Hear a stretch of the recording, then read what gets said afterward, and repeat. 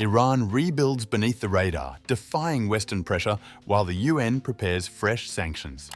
Netanyahu claims the atomic program is devastated, yet Tehran threatens to cut inspectors and keep enriching. As underground construction continues, the region braces. Will this operational pause hold, or is the next strike already inevitable?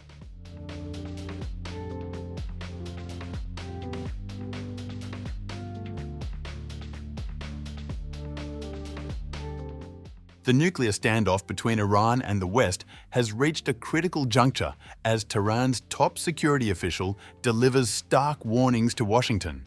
Ali Larijani, Secretary of Iran's Supreme National Security Council, made it clear in a PBS interview that Iran's nuclear capabilities cannot be eliminated through military force.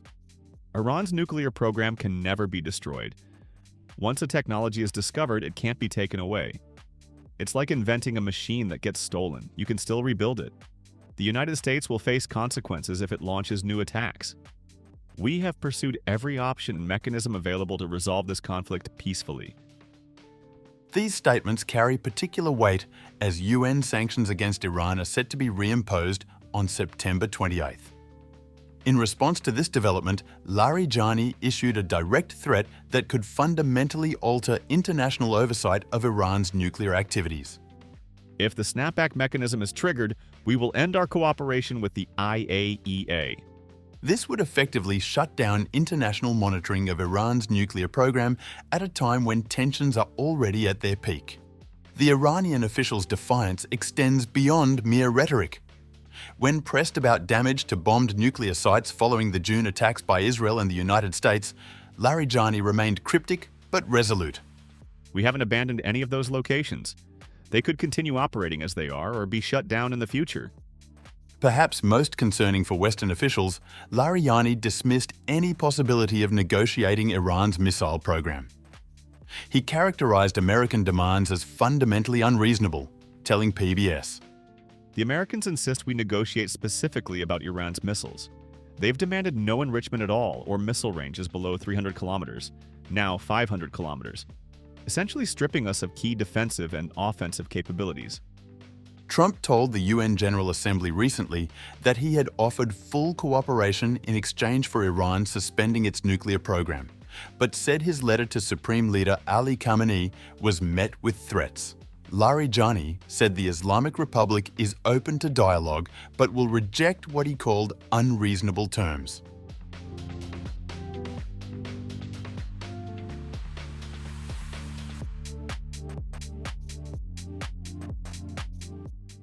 Iranian President Masoud Pezeshkian has emerged as a more moderate voice in Tehran's approach to the nuclear crisis. But his conditions for cooperation reveal the depth of Iran's security concerns. In a revealing Fox News interview, Pezeshkian posed a fundamental question that highlights the trust deficit between Iran and its adversaries.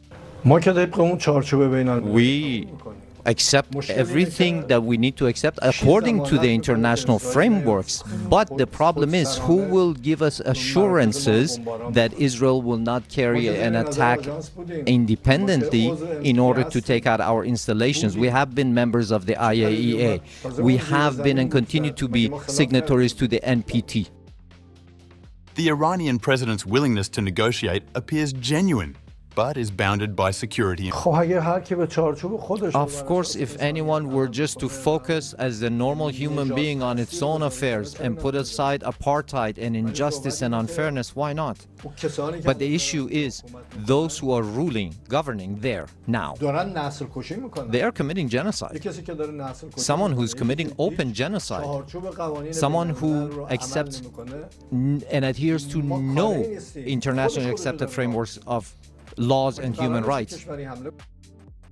Pezeshkian's diplomatic overtures come as he faces mounting domestic pressures on multiple fronts.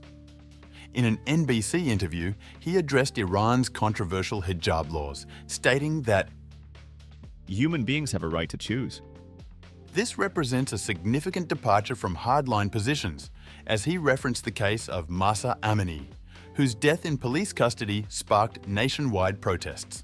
I took very crystal clear positions in speeches that I gave in certain places in mosques. I clearly said this should not have occurred. The president's moderate stance on social issues contrasts sharply with his defiant tone on security matters. When asked about potential future conflicts, he struck a warning note. President Trump has said that his administration has come to create peace, but the path that they have embarked upon will set fire to the entire region.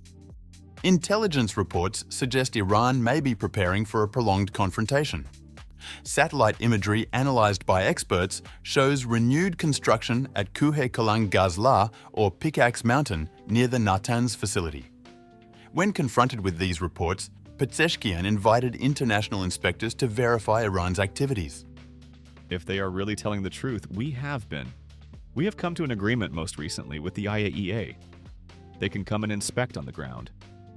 Pezeshkian also projected confidence in Iran's ability to withstand international isolation.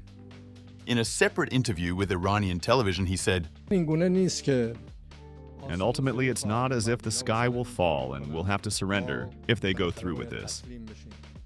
The reality is that with the measures we have in place, with the relationships we maintain with our neighbors, with the countries in Eurasia, BRICS, and the Shanghai Cooperation Organization, and with the interactions that have been forming,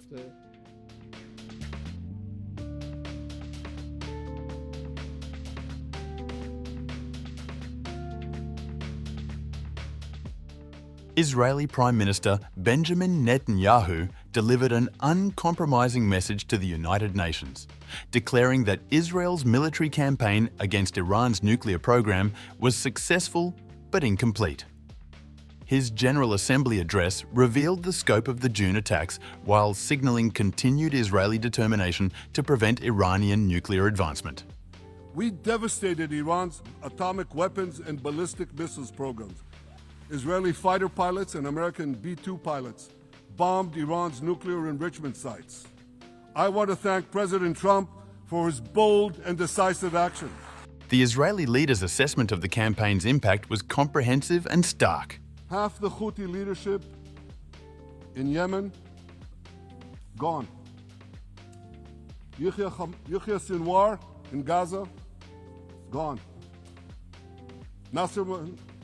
Hassan Nasrallah in Lebanon, gone. The Assad regime in Syria, gone. Those militias in Iraq, well, they're still deterred. And their leaders, if they attack Israel, will also be gone. And for Iran's top military commanders and its top atomic bomb scientists, well, they're gone too.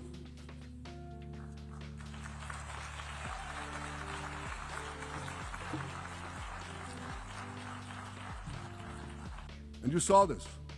Netanyahu's demands for continued international pressure were explicit and urgent. We must not allow Iran to rebuild its military nuclear capacities. Iran's stockpiles of enriched uranium, these stockpiles must be eliminated. And tomorrow, UN Security Council sanctions on Iran must be snapped back. The Israeli position reflects deep skepticism about Iranian intentions and capabilities.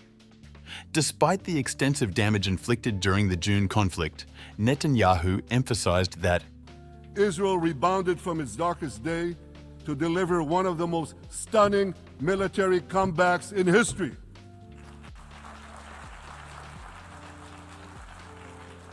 But we're not done yet. As the September 28th sanctions deadline approaches, each side appears to be positioning for the next phase of what has become a fundamental contest over Iran's nuclear future and regional influence.